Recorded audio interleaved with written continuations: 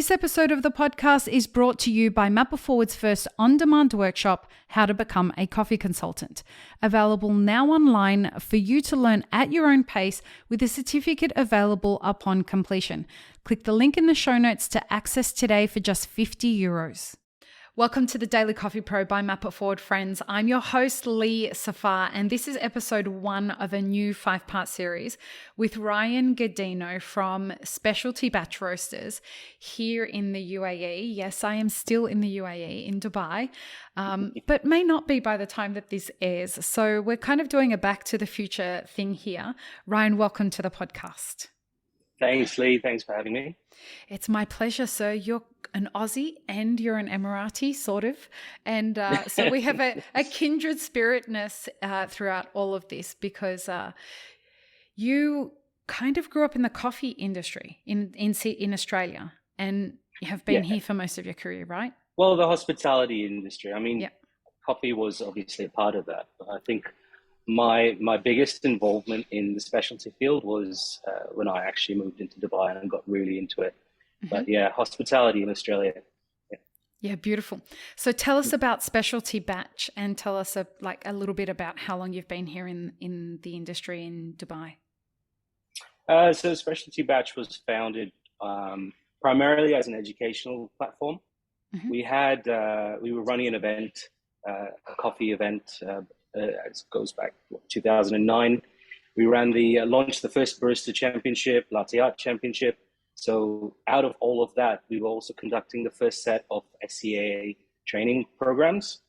And, that was an annual event, which was nice, it was great, but we needed something that could involve more of the community more frequently rather than once a year. So Specialty Batch was formed. We had an office, a training facility. We had equipment. We were running programs every single day. So that was the start, as early as 2011.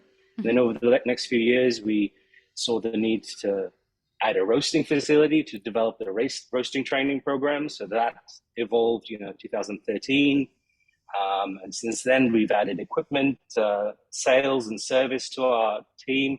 We launched a cafe and it's just been evolving since then. It's just an organic growth to meet necessity with regards to training. I love it.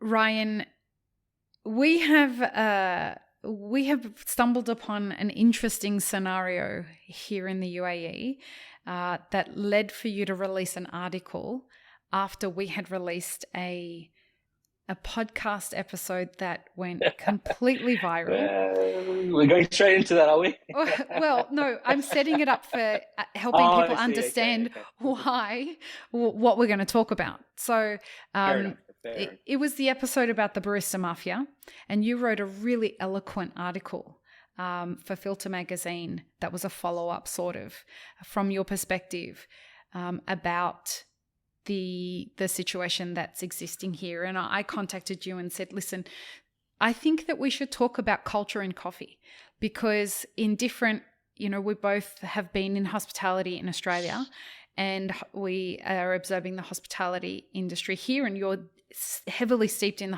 hospitality industry here. And it's very clear that there are different cultures in different hospitality industries.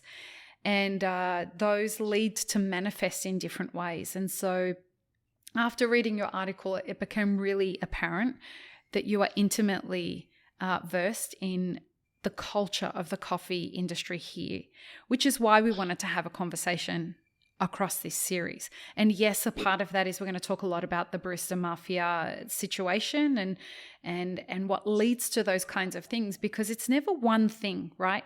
Like it's a culture that causes anything to happen. It's a culture that facilitates the great things and the not so great things in any industry. And so over the next 5 episodes, we're going to talk about that. Now, to set up the series, in this episode, we're going to talk about the evolution of culture in the UAE coffee industry. So why don't you tell us a little bit about that? Okay, so I think it's interesting to sort of see the natural progression, having been here and sort of been involved in the training aspect of specialty coffee. So, as in the early 2000s, we saw the big major franchise players in the market. and it got to a point where all the big names were here already, and there were these lesser known franchises coming in from parts of Europe or parts of the US, parts of Australia.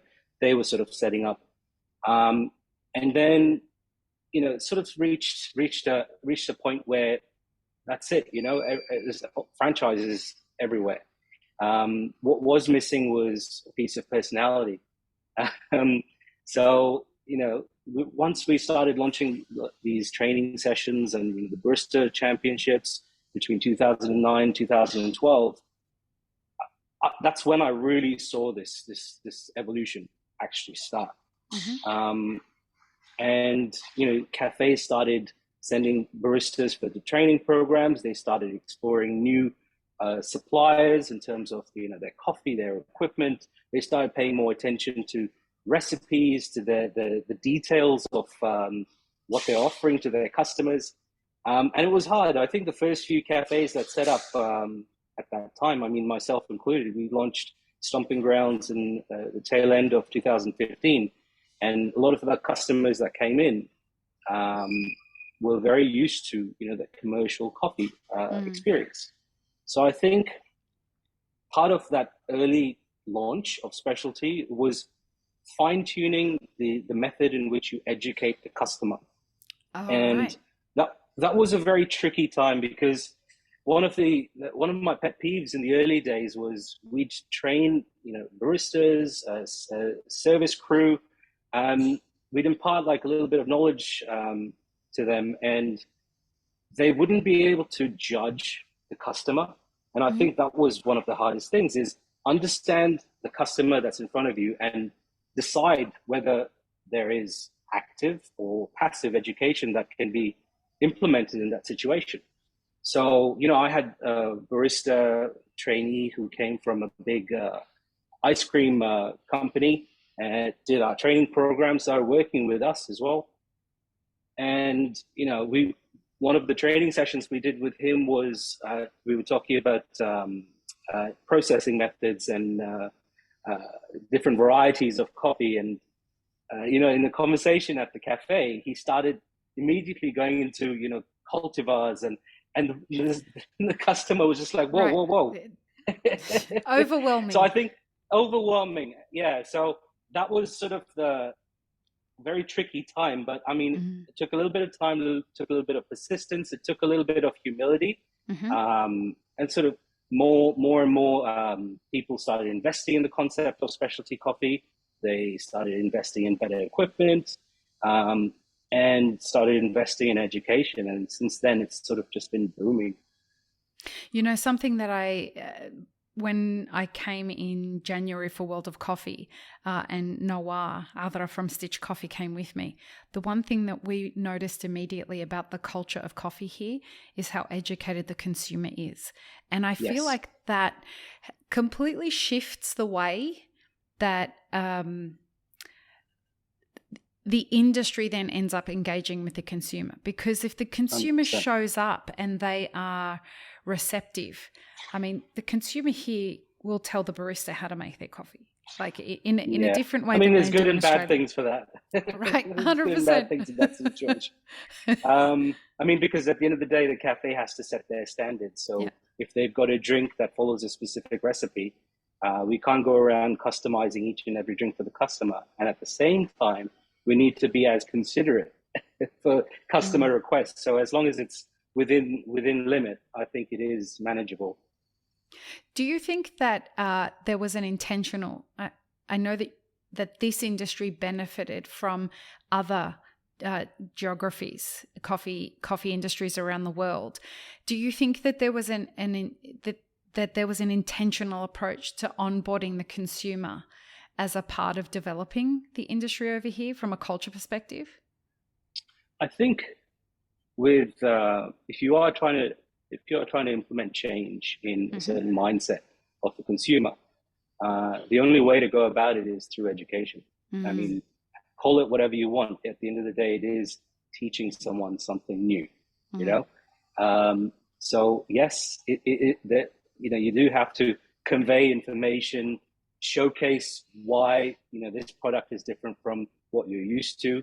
But I feel like that's where the sort of disconnect is. And I think I know we'll come to this later, but that's where specialty coffee and commercial coffee are sort of always separated.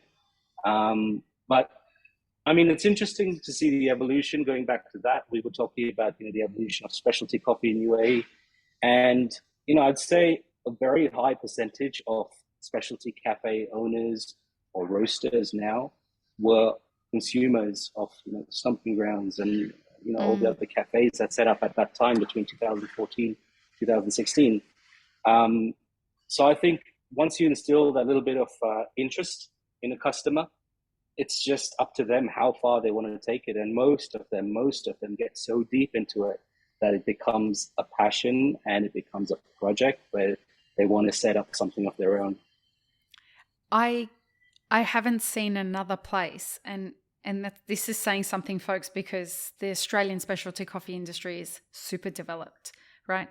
But I haven't seen another place that had as many dedicated specialty coffee drinkers and deeply passionate specialty coffee drinkers as in the United Arab Emirates.